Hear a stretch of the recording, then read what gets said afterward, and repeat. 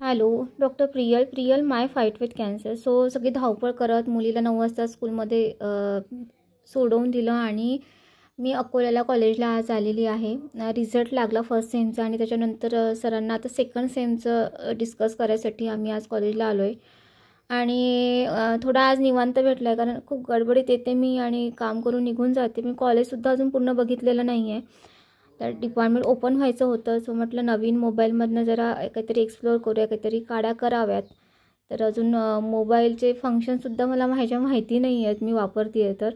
So आज Samsung A35मधून थोडंसं प्रयोग करणं सुरू आहे आणि सरांना भेटून निघून. हॅलो, फायनली मी आज माझं कॉलेजला जाऊन आले आणि आत्ता मी सध्या क्लिनिकला आहे.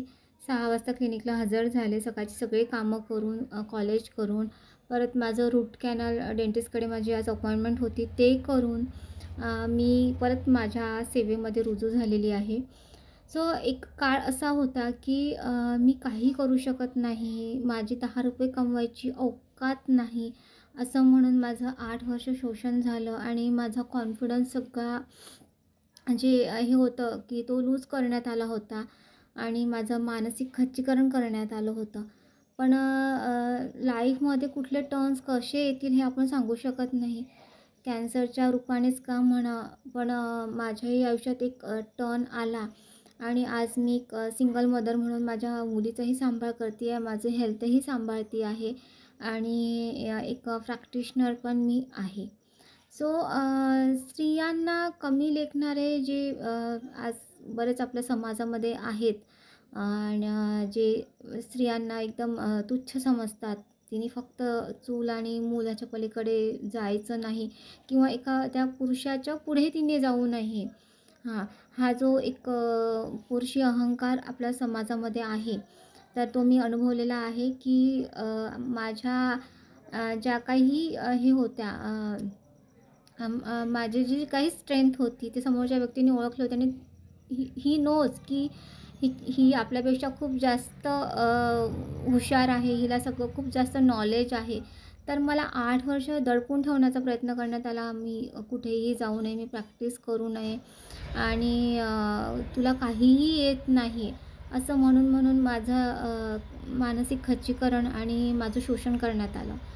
पण आणि तेही समोरचा व्यक्ती असा होता की त्याला काहीच नॉलेज नव्हतं. फक्त एक GP प्रॅक्टिशनर म्हणून जे काय 5-6 अँटीबायोटिक आणि त्याच्यावर त्याचं सगळं देवाची कृपा चाललेली होती.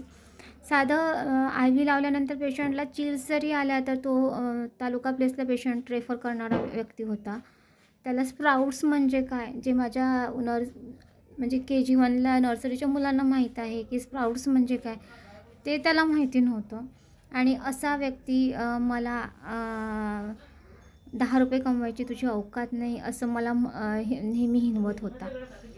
सो प्रत्येकाच्या लाईफमध्ये असे टर्न येतात आणि ते असतात ते सगळं आपल्याला शिकवून जातात आणि आपल्याला अजून खंबीर करतात. आज मीही त्या सगळ्या अनुभवातून खंबीर झाली आहे. एक इन्सिडन्स मी सांगते तुम्हाला. सेकंड ऑपरेशनच्या वेळेस जेव्हा मी हॉस्पिटलाइज होते तेव्हा मला कॅन्टीन बॉय विचारायला आला की मॅम मिक्स व्हेज आहे आणि स्प्राउट्स की सब्जी है, तो आपके लिए कौन सी ऑर्डर करूँ. मी काही उत्तर देण्याच्या आधी समोरचा व्यक्ती त्याला म्हणतो की स्प्राउट्स म्हणजे काय, स्प्राउट्स म्हणजे कुठली भाजी. तर मला त्या सिच्युएशनमध्येही सिच्युएशनमध्येही हसायला आले आणि शॉक झाले की doctor person and he don't know की स्प्राउट्स म्हणजे काय. म्हणजे जे नर्सरीच्या आता स्प्राउट्स आपण डेली वापरणारा वर्ड्स आहे. आता सगळ्यांची मुलं इंग्लिश मिडियमला शिकतात आणि त्यातही डॉक्टर पर्सनला तर ही कॉमन वर्ड्स आहेत. तर कुठलं टर्मिनॉलॉजीत वगैरे ते तर सोडूनच द्या. तर त्याला तेही माहिती नव्हतं आणि दॅट पर्सन वॉज टॉर्चरिंग मी की तुला 10 रुपये कमवायची तुझी औकात नाही, तुला काहीही येत नाही.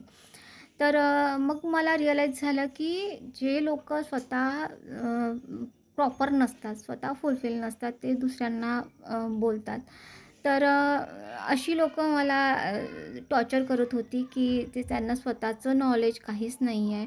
स्वतः कुठल्याच बेसिसवर ते फिट बसत नाहीत कुठल्याच बेसिसवर आणि ती लोकं मला टॉर्चर करत होते.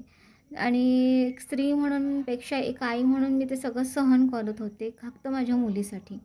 पण ह्या आजाराच्या निमित्तानं आणि त्याचे जे प्रयोग होते सगळे, त्याच्यामुळे का होईना माझ्या आयुष्याला एक टर्न मिळाला आणि एक स्वतःचं अस्तित्व घडवण्याची एक संधी मला मिळाली. So thank you so much.